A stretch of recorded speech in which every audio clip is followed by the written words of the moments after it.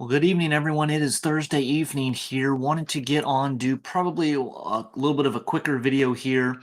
We do have a level 3 out of 5 enhanced risk that's been issued for tomorrow. So that will be Friday afternoon and evening, really across maybe extreme southeast New Mexico, but certainly West Texas, Permian Basin, all the way up into the southern Texas Panhandle, kind of that South Plains region. We've gotten a lot of storms in that area, ongoing storms currently, and also some pretty significant flooding with just all the rainfall and just day after day of storms here recently.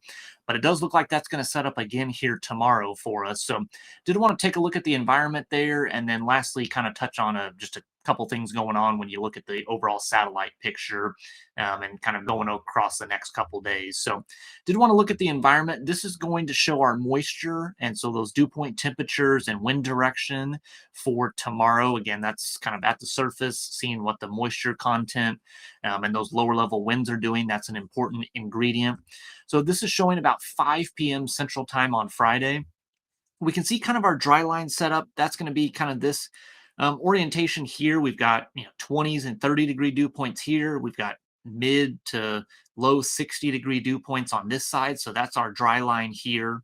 We also might have a little bit of kind of an outflow boundary that's going to be setting up here. You can't see it super well here. It will be dependent on how the storms tonight evolve, but I think there is a possibility that we could see another surface boundary that would be setting up here. Either way, what we're really looking at is that we're going to have kind of winds here out of the southeast, pumping in this moisture here over the kind of morning and then early afternoon period. And then the other feature we have to keep in mind is that we do have the Caprock that's kind of right along here. And so this is obviously that higher terrain. We see a big increase in elevation here right on the edge of the Caprock.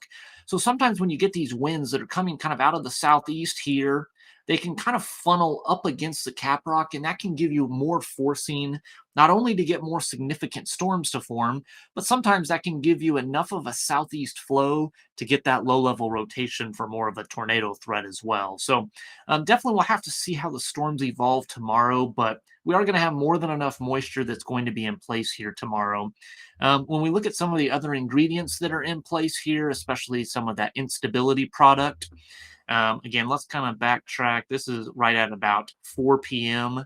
here tomorrow. So we've got kind of in these green and yellow areas, we've got surface-based instability of, around, 2,000, almost 3,000 joules per kilogram of that CAPE, or kind of that storm juice. Certainly more than enough for some significant kind of robust storms to really take over. So we do have that instability. We have the moisture that's in place here. When we do look at just kind of overall some of that shear and some of that wind shear that we need, wherever we see these yellow, green, kind of even reddish colors here, that's our elevated wind shear that at the kind of lowest 3 levels of the atmosphere, those lowest 3 kilometers. This is typically what you need for those more isolated supercells. We will have not only a batch kind of up here in the southern Texas Panhandle, but it does look like another target here across kind of southwest Texas, probably around the Fort Stockton area. So it does look like we'll have 2 areas to watch there. Now, again, we've looked at moisture, we've looked at the instability, the wind shear that's going to be present. Now, when we compare this, I'm going to leave those 2 targets on. When we compare that with our reflectivity, or kind of that simulated radar. Again, this is 14Z. This would be about 9 p.m. or 9 a.m., sorry, tomorrow morning. Again, clear. We got a little bit of those leftover storms overnight up in the Panhandle and southwest Oklahoma. And then as we move forward in time here, we get to kind of around the lunchtime hour. 18Z is 1 p.m. We do start to see some storms forming here, kind of west, southwest of the Lubbock area, as well as up here across the northern Texas Panhandle. And then as we move to, let's say, 4 o'clock right now, again, we see those 2 areas of severe storms. One up here around the Lubbock area, kind of up along the Caprock, around the kind of Lubbock, South Plains area. And then we do have another couple batch of storms down here around the Fort Stockton, Sonora, Ozona type of an area. Again, probably more westerly towards that Fort Stockton area, but generally moving off to the east. And so it does look like we're going to have these 2 different storm targets, probably why we have that enhanced risk out that 3 out of 5 risk. For these two areas, we could see certainly some larger hail, damaging winds, and I think if the environment plays itself out, especially with these more isolated storms here, kind of either the southern end here or a couple of these isolated storms, we certainly could see a couple tornadoes happen tomorrow as well. So, again, it looks like this is going to be mainly off to the kind of South Plains and West Texas area tomorrow. As we move into those overnight hours, these storms will generally track off to kind of the east, maybe southeast a little bit. They will start to fall apart as we get into those overnight hours. Let's see as we move forward. It does look like this model run here from this afternoon is showing that storms kind of in those early morning hours, 3, 4 a.m. time period, would survive and make it to the Dallas Fort Worth area. So I think kind of Friday night, late night into Saturday early morning hours, we could certainly see some storms stay together and impact the North Texas area. So that'll be something to watch. But I think overall, again, not a huge severe weather threat on Saturday morning with these storms. So lastly, did want to take a look at that visible satellite for us.